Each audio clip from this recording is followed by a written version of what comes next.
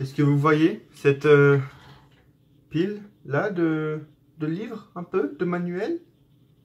Vous la voyez? Hein? Vous savez, ça annonce que des très mauvaises nouvelles. Hein?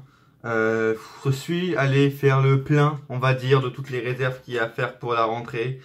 Et voilà, depuis quelques jours, je me dis que je reprends même pas dans 2 semaines les cours terminales. Enfin, dernière année d'école, entre guillemets, de vraie école scolaire, entre guillemets, parce qu'après ça va être supérieur, ça va pas être pareil. Et je me dis non, j'ai pas envie d'y retourner en fait, vraiment pas. Dans moins de 2 semaines, les gars, le 3 septembre. Le 3, 2 jours après All In. On va d'ailleurs en parler juste après. Non, j'ai pas envie. À tous ceux qui reprennent les cours, je pense que vous êtes pareil que moi. Si vous aimez l'école, vous avez de la chance. Moi, personnellement, j'aimais les cours, l'école jusqu'à la 6e et après c'était fini. À partir de la 5e, je haïssais. Pour les gens qui étaient immatures, pour les profs, parce que j'apprenais absolument rien dans pratiquement toutes les matières. J'abuse un peu, mais vous comprenez qu'enfin c'est un peu chiant en fait. Donc, je me dis que je dois encore y aller. Last time ever. Hein, hashtag Super Showdown. Last time ever. Hein, pour la terminale. Donc, c'est un peu la last time, la dernière fois que je fais ça. Mais quand même, quoi. C'est pas. Non, je me dis. Faudra que je fasse des choses en fait. Et c'est prévu avec mes potes que pendant l'année, on s'amuse un peu. Si vous voyez ce que je veux dire. Voilà, un hashtag micro, hashtag machin. On s'amuse un peu pendant cette dernière année de vraie école. Je pense que ça va être prévu parce que les gars, il faut pas qu'on fasse une année. Enfin, c'est la dernière année d'école, les gars, c'est la terminale. Je pense qu'on va préparer quelques trucs assez pas mal, mais voilà. Dites-moi si vous aussi, vous reprenez l'école en septembre ou en fin septembre pour les écoles supérieures, je crois. Et si vous êtes content ou pas. Je pense pas que vous soyez, mais bon, c'est pas grave. Je pense qu'on est tous dans le même panier. Voilà. C'est le retour des Every Catch, les amis. Ça fait un mois, plus d'un mois, un mois et demi même que vous attendez ce retour. C'est une série qui a bien marché, fut un temps. Et bon, ces 2 derniers épisodes étaient un peu moins bien, mais on revient, les amis. C'était les vacances. Voilà, j'en ai fait que un pendant ces 2 mois de vacances. Je suis désolé. C'est les vacances, on reprend. Je vais essayer d'en faire un par semaine, un par toutes les 2 semaines. Là, on revient avec du lourd. Je vous le dis concrètement, les gars. Ce qu'il y a sur mon écran, on va pas rigoler. On va vraiment pas rigoler pendant ce show. J'ai pas fait les choses à moitié pendant cet épisode. Vraiment. C'est le retour des Every Catch, les amis. Tous les samedis, parce que là aujourd'hui on tourne les samedis, peut-être que ça sortira dimanche d'ailleurs. Qu'est-ce que vous faites de ce week-end, les amis? Dites-moi dans les commentaires ce que vous faites de ce week-end. Reposez-vous parce que lundi, ensuite c'est Raw, c'est machin. Et à partir de ce samedi-là, cette semaine va être très chargée. Concrètement, on a Raw, SmackDown, NXT et 205 Live. Encore une fois, j'espère que vous regardez 205 Live, les amis. Et samedi, on a All In, le show le plus attendu, le plus grand show, le plus grand événement du catch indépendant de l'histoire. All In, on va en reparler. On a beaucoup de choses à dire sur All In. Beaucoup de choses à dire sur All In. Vraiment. Et bah, lundi, c'est la rentrée, les amis. Je déprime vraiment. Dans moins d'une semaine, je reprends. Je me dis, mais j'ai pas envie. C'est même pas. J'ai pas envie parce que je me lève tard. Je me lève à 7h30 tous les matins. Donc, c'est même pas ça le problème. C'est que, voilà, avant, oui. Avant, seconde, etc., je me levais tard et j'en profitais les vacances pour ça, pour me lever plus tard. Mais là, je me lève à 7h30 même pendant les vacances. Donc, c'est même pas ça qui me dérange. C'est le fait vraiment de reprendre. Je me dis, attends, qu'est-ce que ces dernières années en cours m'ont apporté? À part de la merde, de l'ennui et de la fatigue et de la perte de temps. Je me le demande vraiment. Bref, je sais pas ce que je vais faire après la terminale, j'en sais rien. De toute façon, les amis, dernière année, j'ai hâte de vous raconter chaque semaine à Raw et SmackDown, dans mes reviews de Raw et SmackDown, ce qui s'est passé dans ma semaine, dans mes cours. Ça va être intéressant. Soyez là, soyez vraiment là pour la review de Raw, mardi, le 5 septembre, je ne sais rien, je sais plus compter. 4 septembre, je crois. Normalement, je la ferai. Bah oui, non. Je sais même pas si je la ferai parce que hashtag emploi du temps. Je sais même pas si j'aurai le temps de la faire. Oh my god. C'est vraiment le truc qui me stresse le plus voilà, c'est l'emploi du temps en fait, parce que c'est avec l'emploi du temps que je m'organise pour mes vidéos en fait. Et le seul truc que je demande pour mon emploi du temps, et voilà, c'est le seul truc, c'est que j'ai le mardi de disponible. Hein. Soit le matin ou soit l'après-midi pour que je fasse mes vidéos parce que, en fait, c'est le plus, c'est le plus logique et c'est surtout, enfin, c'est avec ce jour-là que je fais le plus que je peux le plus m'organiser en fait parce que je vais faire mes reviews mardi, comme ça je fais le montage mercredi, je peux sortir la vidéo pronostic des pay-per-view par exemple jeudi, je fais le montage par exemple d'une vidéo Every Catch ou quoi mardi, comme ça je peux le faire dimanche, etc. Et ça me fait gagner du temps et vraiment je veux le mardi, vraiment, je veux juste le mardi qui est 2-3 heures dans la journée pour que je rentre et que je fasse mes vidéos. C'est vraiment le seul truc que je demande. C'est vraiment ça, en fait. Donc, mardi, peut-être pas de review de Raw. On sait pas. à cause de ces putains d'emplois du temps de merde, hein. Bref, suivez-moi sur les réseaux sociaux Twitter et Facebook pour savoir si mon emploi du temps sera bien ou pas, même si j'en doute fortement, oui, fortement. Bref. Merci de me rejoindre sur cette vidéo les amis. Retour des Every Catch officiel, c'est sûr. Même si mon emploi du temps c'est de la merde, de toute façon les Every Catch j'y tourne le week-end, donc go fuck yourself. En parlant go fuck yourself les amis, je serai très content dès le premier jour, dès le lundi 3 septembre, dès que je reprendrai les amis. Regardez bien ce que je porterai. Ce sera avec plaisir, avec grand plaisir que le jour de la rentrée, je porterai ce t-shirt les amis. Avec grand plaisir. Big up à toi French Wrestling Beast. Ce sera avec grand plaisir que le premier jour de la rentrée, je porterai ce t-shirt pour annoncer la couleur à mes professeurs directement. Parce que maintenant, cette année, les gars, je déconne plus. Déjà l'année dernière, c'était ça. Mais cette année, les gars, je déconne vraiment plus. Donc, tous les profs, be careful. Be ready. Be ready. Be ready. Go fuck yourself. Voilà. J'aurais très hâte de le porter, vraiment. Parce que cette année, ça va pas déconner, les gars, je vous le dis. Donc, bref. Retour des Every Catch. Voilà, suivez-moi sur Twitter et Facebook pour savoir le lundi 3 septembre si j'aurai un bon emploi du temps ou pas. Parce que voilà, de toute façon, si j'ai pas le mardi, je peux même pas tourner de vidéo de review de Raw. Parce que je devrais le tourner mercredi. Et mercredi, j'aurai pas le temps de faire de vidéo parce que je travaillerai l'après-midi. C'est quasiment sûr que je travaillerai l'après-midi. Donc du coup, si j'ai pas mon mardi, ce sera mercredi pour la review de Raw et je pourrai pas tourner la review de SmackDown. Donc du coup, la review de SmackDown, je pourrais la tourner vendredi. Vous l'aurez pas avant le week-end. Ce sera la merde, je vous le dis. Si j'ai un mauvais emploi du temps, au niveau des reviews de Raw, SmackDown, ce sera la merde. Je vous le dis. Mais bon, je vais essayer de faire de mon mieux, vraiment. Et suivez-moi sur Twitter et Facebook. C'est très important pour savoir tout simplement si j'aurai un bon emploi du temps ou pas. Je sais pas si on aura le temps de tout faire, je vous le dis concrètement, parce que là on a genre des grosses news. Je suis pas revenu avec de la merde les amis. On fait un vrai retour. Quand c'est un vrai retour pour Darren, c'est un vrai retour les gars. Je vous annonce la couleur. Matt Hardy, déjà, qui a à demi-mot confirmé sa retraite et son nouveau travail, entre guillemets. Neville, qui est apparemment plus sous contrat avec la WWE et on va en parler après parce qu'il y a beaucoup de choses intéressantes à dire par rapport à Neville. Beaucoup.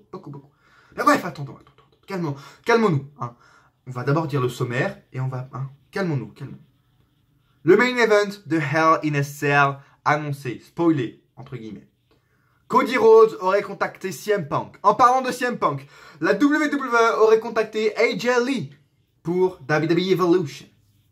Et ensuite, on parlera de la carte de All In et de 2-3 petites news comme ça, par-ci, par-là, les amis. J'espère que le programme vous plaît. Restez jusqu'à la fin de la vidéo si ce programme, c'est ce sommaire et vous a donné l'eau à la bouche, tout simplement. Parce qu'il y a beaucoup de news à dire. On va tout de suite commencer les amis, on va pas perdre de temps. 9 minutes d'intro pour un retour, je pense que c'est pas trop mal. Likez si vous avez aimé l'intro, hein, bien sûr, c'est très important. Merci aux nouveaux abonnés qui sont arrivés. C'est grâce à Jordan, je le sais très bien, il m'a fait aborder quelques abonnés dans son dernier live. D'ailleurs Jordan, si tu passes par là mec, je te fais un gros big up. Évidemment, je parle de WWE Busted Open, le best YouTuber of the world. Arrêtez avec vos WWE France, French Wrestling Beast. WWE Boston Open is the first WWE YouTuber in France and he's the best. The best, tout simplement. C'est le meilleur. Matt Hardy, on va vite commencer les amis. Matt Hardy aurait confirmé sa retraite et son nouveau travail, tout simplement. Vous le savez sans doute déjà, mais Matt Hardy va s'éloigner des rings pour un bon moment. Il a dit au revoir à son ancien partenaire Bray Wyatt, mais cela ne veut pas dire qu'il reprendra ses distances avec le monde du catch. Bien au contraire. En effet, Matt Hardy jouera désormais un rôle dans les coulisses de la WWE, au niveau de la production. Il vient lui-même de confirmer cette information. Dans une série de tweets, il a mentionné le fait que c'était bizarre de venir à SummerSlam dans un rôle différent, mais qu'il avait une plutôt fière allure en costard. Et il a aussi posté une belle photo en noir et blanc prise à l'occasion du pay-per-view, où on le voit tout simplement en costard à SummerSlam, dans l'arène de SummerSlam, juste avant le show et en costard en mode producteur. Qu'est-ce que j'en pense? Il y a aussi Reby Hardy, il y a quelques jours, je crois qu'il y a dans un journaliste dit que voilà, Matt Hardy également, il est incertain de son avenir réellement. C'est Reby Hardy, sa femme, qui dit ça. Il est incertain de son avenir et il est en train de décider ce qu'il va faire dans les futurs mois, le temps qu'il se rétablisse. On le sait, enfin on ne savait pas jusqu'à que Reby Hardy le dise, mais le contrat des Hardy Boys se termine en 2019. Ça, le contrat des Hardy Boys, je vais pas en prendre comme une news à part entière, je le dis direct comme ça je vous dis mon avis directement. Je pense que les Hardy Boys re-signeront à la VF, faut pas déconner.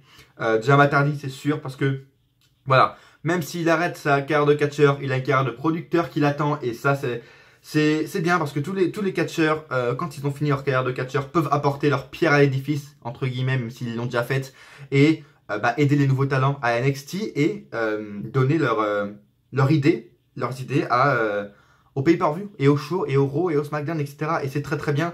Et voilà, je pense que Matt Hardy et Jeff Hardy re-signeront à la WWE après que leur contrat se soit terminé en mars 2019. Je pense que voilà, c'est quasiment sûr. À part si la WWE cool, mais je ne vois pas. C'est pas possible, tout simplement. Qu'est-ce que je pense de ça? Est-ce que ça peut être un gros work de la part de Matt Hardy? Vous le savez, il peut revenir en mode broken. Là, le mec, depuis des semaines et des semaines, il nous fait des trucs en mode voilà. Son bassin, sa colonne et son coccyx, je sais pas quoi, ils sont en train de se fusionner. Le mec, il fait des tweets en mode je me sens pas bien, machin, je me sens vraiment partir, etc.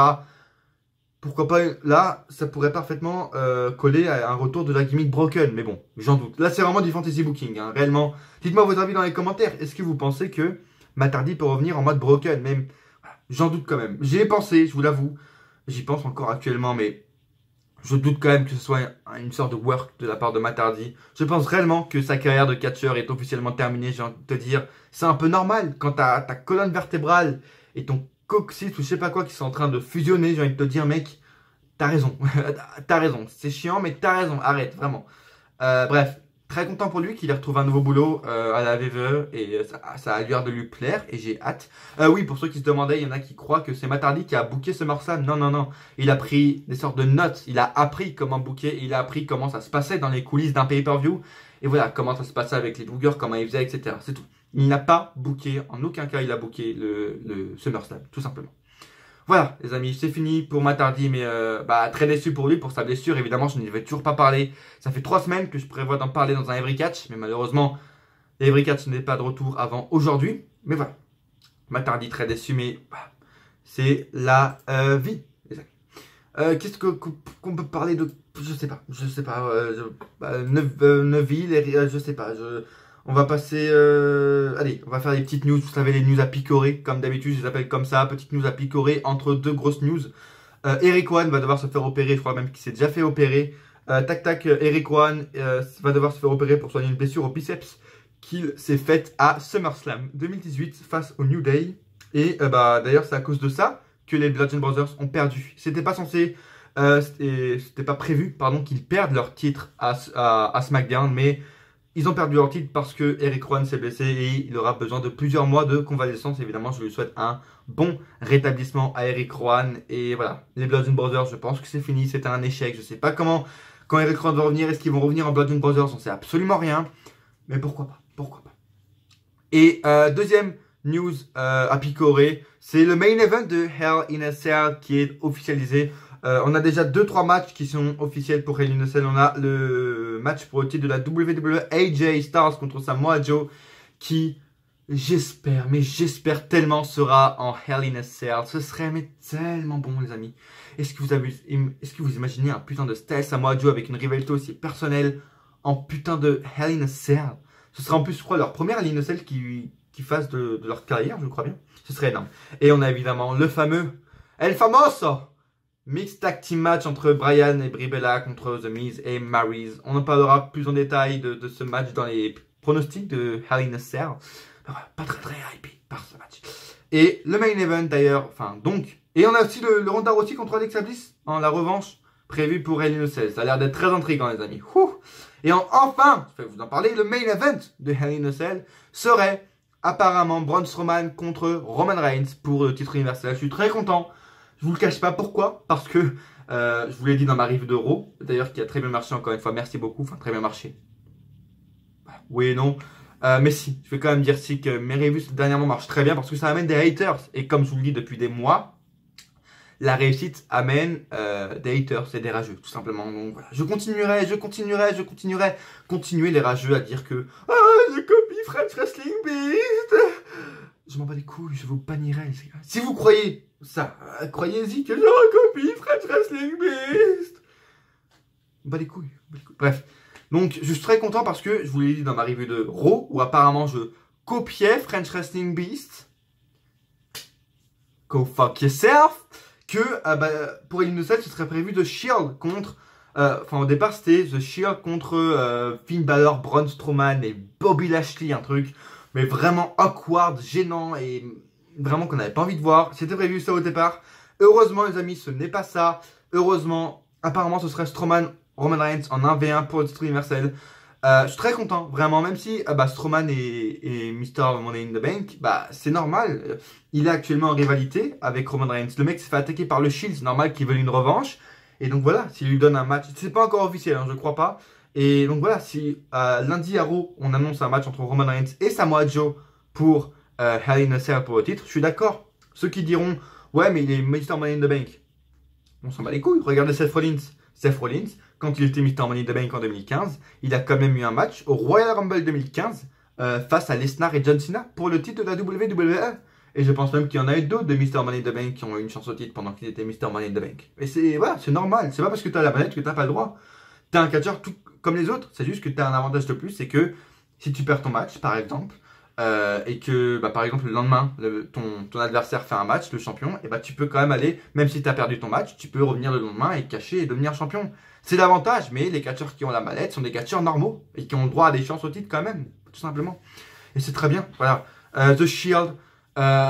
Apparemment, il serait prévu un match 3 contre 3 avec le Shield au Super Showdown en Australie.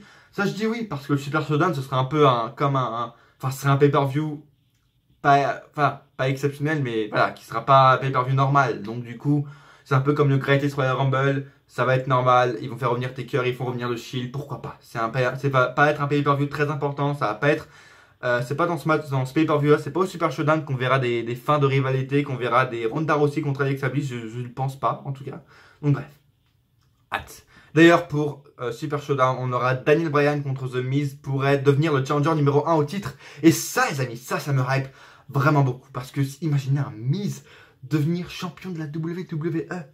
Ce serait beau, mais ce serait beau. Et je vous l'ai dit dès le début de l'année. The Miz sera champion avant la fin de l'année. The Miz sera champion de WWE avant la fin de l'année. Et j'en suis certain. Et j'espère qu'il gagnera ce match. Bref, on en parlera dans les pronostics du Super Showdown. Évidemment que je ferai un pronostic de Hell in a Cell, pronostic et review de Super Showdown, pronostic et review de WWE Evolution.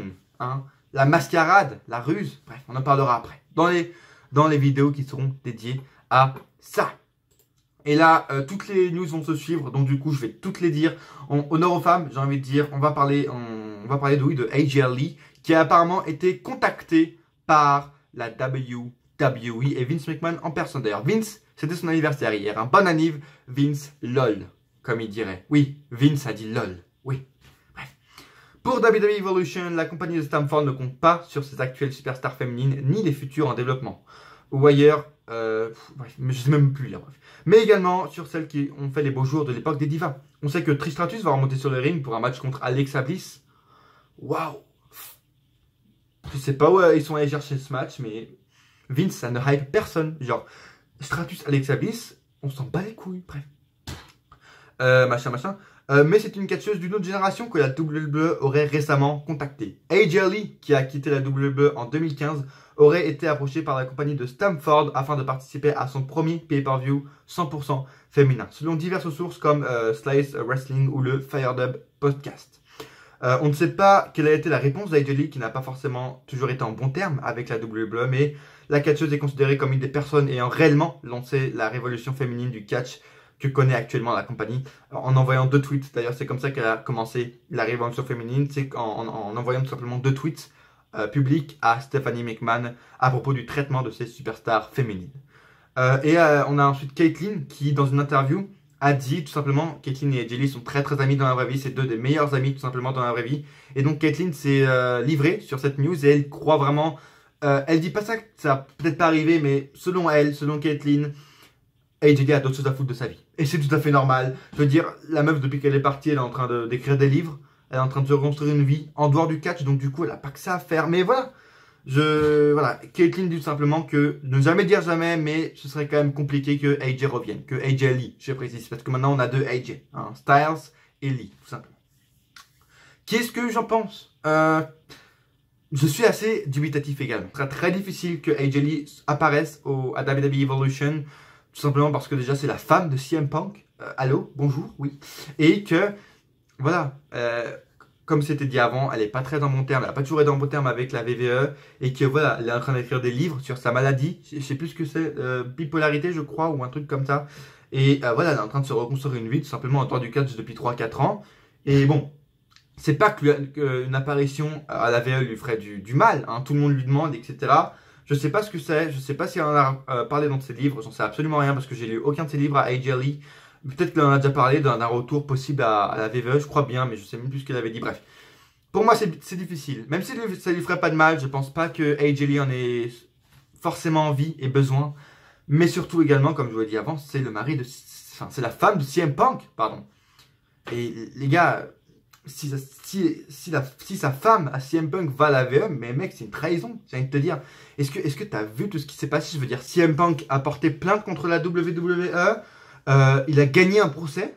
Waouh, enfin, je sais pas si vous comprenez, c'est un des seuls mecs qui a gagné un procès contre un personnel de la WWE et surtout contre la WWE, c'est vraiment énorme. Et je vous le dis, avant, je croyais vraiment que toutes les superstars pouvaient revenir. Et voilà, CM Punk, c'est le premier mec à qui je doute, enfin, pour qui je doute qu'il revienne un jour. Parce que le mec a quand même gagné un procès. Il n'a pas fait un procès, il a gagné un procès contre la WWE. Donc, et puis même, enfin, Colt Cabana, son meilleur ami qui porte plainte contre lui pour fraude, pour je sais pas quoi, bref. Ça a l'air d'être assez sérieux. Donc, pour moi, AJ Lee a d'autres choses à foutre de sa vie, elle a d'autres problèmes à régler, elle a une nouvelle vie à se faire en dehors du catch, même si elle est déjà en train de la faire, cette nouvelle vie. Bref. Et CM Punk également a d'autres choses à foutre de sa vie que d'être dans le catch. Et en parlant de CM Punk, les amis, parlons de All In.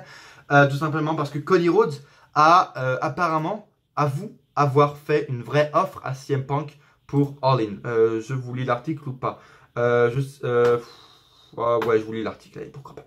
CM Punk est retiré du catch et à moins d'un grand miracle, on a peu de chances de l'y revoir dans un futur proche. Pourtant, ce n'est pas sa faute de la part de certains organisateurs de tenter de le faire revenir. La preuve avec certains, Cody Rhodes qui, pour All In, avoue dans une interview au site Wrestling Inc. avoir fait une vraie offre à CM Punk par l'intermédiaire de Matt Jackson des Young Bucks pour au minimum une apparition dans son show. Mais l'ancien champion de la WWE semble décidé à ne pas revenir dans le milieu du catch et à toujours se concentrer sur le MMA malgré ses 2 défaites à UFC 225. L'une des raisons pour... là, je crois que je cite Cody Rhodes. Ouais. L'une des raisons pour lesquelles on n'est pas allé lui dire, voilà, contre qui on voudrait que tu catches, etc., c'est parce qu'on voulait juste qu'il soit là pour le show pour un bon nombre de fans, raconte Cody Rhodes. Il a tellement capturé leur imagination depuis tout ce temps qu'il est parti, et c'est une présence mythique pour eux. Je pensais que ce serait bien pour lui de reconnecter avec eux, mais c'est mon avis. Donc bref. Voilà, Cody Rhodes également a fait une offre. D'ailleurs, c'est très bizarre parce qu'ensuite, on lit quoi? On lit... tac, CM Punk avait pourtant déclaré dans une interview il y a quelques mois qu'aucun promoteur n'était venu le voir pour lui faire une vraie offre. Je sais pas, Cody Rhodes, est-ce que c'est Cody Rhodes qui ment? Est-ce que c'est CM Punk qui ment pour vraiment plus avoir aucun contact et plus avoir aucune question sur la WWE et sur le catch tout simplement? Je ne sais pas, mais voilà. CM Punk a été contacté par Cody pour All In, pour juste une apparition. Voilà, si même CM Punk refuse une apparition dans un putain de show indépendant, les gars, après je sais pas, peut-être que c'est un gros work de la part de Cody, les gars, j'en sais absolument rien. Là aussi, ça peut être un work, je veux dire, Cody Rhodes qui dit, voilà, que CM Punk lui a clairement répondu non, et que CM Punk, voilà, ça peut être un putain de work. On sait très bien que CM Punk, le 30 août, je crois que c'est ça, il sera tout simplement en dédicace à Chicago, là où se déroulera le show All In. Donc, plusieurs rumeurs d'ailleurs circulent depuis plusieurs mois que CM Punk pourrait participer à All In. Et vraiment, également, comme pour sa femme, je suis dubitatif. Je pense qu'il a d'autres choses à foutre dans sa vie. Même si là, voilà, ça peut être un work, comme je vous l'ai dit. Mais je veux dire, le mec a un procès, il vient de gagner un procès. Il doit s'en remettre. Il a Colt Cabana, son meilleur ami, qui est en train de porter plainte contre lui et qui lui veut de l'argent. Ça m'étonnerait vraiment. Ça m'étonnerait de voir le couple AJ Lee, CM Punk revenir d'un seul coup en même temps pour dans le catch. Ça m'étonnerait vraiment. Dites-moi votre avis dans les commentaires parce que je le rappelle, votre avis m'intéresse. Ça me ferait super plaisir de le savoir. Est-ce que vous croyez que Cody Rhodes va re-signer à la WWE? Ça m'étonnerait. Enfin, dans le catch, va re-signer à la automatisme. Va avoir tout simplement un show, enfin une apparition à All In. Ça m'étonnera vraiment. Bref. J'en doute, vraiment j'en doute. Et en parlant de All-In, on va passer à la carte. Oui, transition de fou, je sais. En parlant de All-In, passons à la carte. On a 10 matchs. 10 matchs annoncés. C'est pas mal, vraiment bravo Cody Rhodes. 10 matchs annoncés. D'abord, Nick Aldis affronte Cody Rhodes pour le titre NWA World Heavyweight Championship. Je crois, mais c'est un nouveau titre, ça, non? Parce que le NWA, les gars, le titre, il existe depuis les années 50. Et à part soit c'est un nouveau titre, ou alors ils l'ont remis au goût du jour, je ne sais pas. Bref, je ne m'informe pas actuellement, il faudrait que je regarde les Big Elite. Je suis un peu en retard au niveau des Big Elite et des Horless. Bref, on a également Kazuchika Okada contre Marty Scurll, Joe Janela contre Hangman Page, Rey Mysterio et Phoenix et Bandido contre les Golden Elite dans un six-man tag, mais un six-man tag de qualité, j'ai envie de vous dire, excusez-moi. Un peu déçu que Rey Mysterio ne soit pas dans un match 1 contre 1, mais bon, il sera face à des Kota Ibushi, face à des Young Bucks. Je pense que ça peut le faire. Christopher Daniels affrontera également Stephen Amell. The Briscoe Brothers affronteront SoCal Uncensored. On aura ensuite Madison Ryan versus Britt Baker versus Chelsea Green et versus Tessa Blanchard. Quoi? Attends. J'ai regardé la carte avant également, mais là je viens de me rendre compte que... Ok, donc ce serait un match... Ah non, je croyais que c'était un match mixte en mode Fatal 4. Non. Je croyais que Madison Ryan était un homme. Excusez-moi, madame Madison Ryan, je croyais que vous étiez un homme. Pardon. J'ai confondu avec Madison Ryan. Donc oui, ce sera donc un Fatal 4 match féminin entre Madison Ryan, Britt Baker, Chelsea Green et Tessa Blanchard, qui est actuellement à Impact. Et Tessa Blanchard, je crois que c'est la femme de Ricochet, je crois bien. Et on aurait encore Jay Lethal contre le gagnant de Over Budget Battle Royale, je vais vous en parler juste après. Et ce qui devrait être le main event, Kenny Omega contre Pentagon Junior. Je sais absolument pas, je pense pas que ce sera main event. Je sais pas, en fait on sait absolument rien. Mais on aura 3 main events. En tout cas, le Jay Lethal contre le mec du gagnant de la Battle Royale, Kenny Omega contre Pentagon Junior, pardon, et Nick Aldis contre Cody Rhodes. Et voilà. On aura également le match tout simplement Battle Royale, Over Budget Battle Royale, c'est-à-dire qu'il y a 15 personnes qui seront dans le ring, enfin ce sera une Battle Royale, tout simplement ils devront s'éliminer, et le dernier restant sur le ring, eh bien, deviendra challenger numéro 1 au titre ROH, et affrontera le champion de la ROH, Jay Lethal, pour le titre ROH, le soir même, tout simplement. Et pourquoi je voulais attendre, et je le dis en dernier, le Over Budget Battle Royale, parce que, attention, encore une fois, transition de fou. Oh putain, il n'y a que des transitions de fou dans cette vidéo. Parce que, il y a des rumeurs comme quoi Neville pourrait rejoindre ce show All-In Over Budget Battle Royale et affronter Jay Lethal le soir même pour le titre ROH et devenir champion de la ROH. On ne sait pas. Bref, dernière news de la vidéo, tout simplement. Là, c'est un article en anglais du Wrestling Observer, donc je vais vous le traduire. Si mes news sont correctes, si les news sont correctes, Neville semble être maintenant très éloigné de son contrat avec la WWE, tout simplement parce que Ryan Satin du Pro Wrestling Sheet a rapporté hier que Neville ne serait actuellement plus en contrat avec la WWE. Apparemment, son contrat c'est maintenant brisé. Enfin, il n'est plus en contrat. Son contrat est terminé avec la WWE. Apparemment, voilà. La dernière apparition qu'on a vue de Neville, c'était en octobre 2017. Voilà, donc ça fait presque un an qu'on n'a pas vu. Neville a commencé, je vous lis un peu son histoire. Neville a commencé vers 2012 à la WWE. Il a commencé à NXT, il a ensuite. Un bruit très chelou. Un bruit très très chelou, les amis. Bref. Il a ensuite été. Il a ensuite été. Oui, parce que chez moi, il y a des choses qui tombent toutes seules. Mais vraiment tout le temps. Vraiment. Là, je crois que c'est mon balai qui est tombé. Bref. Toujours des choses qui tombent toutes seules chez moi. Je crois vraiment que mon appartement, où j'habite, c'est hanté. Vraiment, je déconne pas. Vraiment. Bref, passons. Hein. Il a ensuite donc été call-up dans le main roster en 2015 et il a été ensuite moved, donc il a été transitionné, je sais pas si ça se dit, dans la division Cruiserweight à la fin de l'année 2016. C'est marqué 2017, mais c'est à la fin de l'année 2016 et il a gagné le titre Cruiserweight, etc. Bref. Voilà. Ce sera apparemment officiel, même les sites de catch français commencent à en parler. Neville serait... le contrat de Neville serait tout simplement fini. Il y a quelques jours des rumeurs et des infos par rapport à Neville que Triple H a amené en disant tout simplement qu'il aimerait bien ramener Neville, qu'il aimerait faire des choses avec parce que c'est un des plus grands talents du catch, tout simplement. C'est Triple H qui l'a dit dans une interview, tout simplement. Et voilà, là aujourd'hui on apprend que Neville n'est apparemment plus sous contrat avec la WWE et justement, on en parlait, All In. Voilà, over the budget Battle Royale. Et pourquoi pas Neville pourrait revenir à All In. Je trouve ça quand même assez bizarre. Est-ce que ça aurait été Neville qui aurait demandé qu'on renvoie juste avant All In? Parce que voilà, All In c'est dans une semaine, donc je ne sais pas. Mais il y a un truc qui me fait quand même douter, les amis. Je vous dis ce que je pense, hein. Ce serait du fantasy booking. Encore une fois, Neville qui apparaît. Là, il quitte la WWE. Une semaine plus tard, il apparaît à All In, le plus grand show indépendant de l'année. D'ailleurs, qu'est-ce que j'en pense de All In?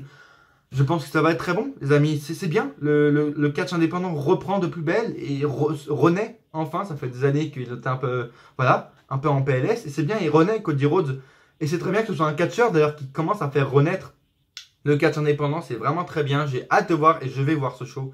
Évidemment, je ne vais pas vous en faire une vidéo parce que je connais pas assez le milieu de la New Japan et de Impact. Je regarde pas assez pour vous faire des pronostics. Mais j'en parlerai sûrement sur Twitter. Donc vraiment, n'hésitez pas à me suivre maintenant sur Twitter.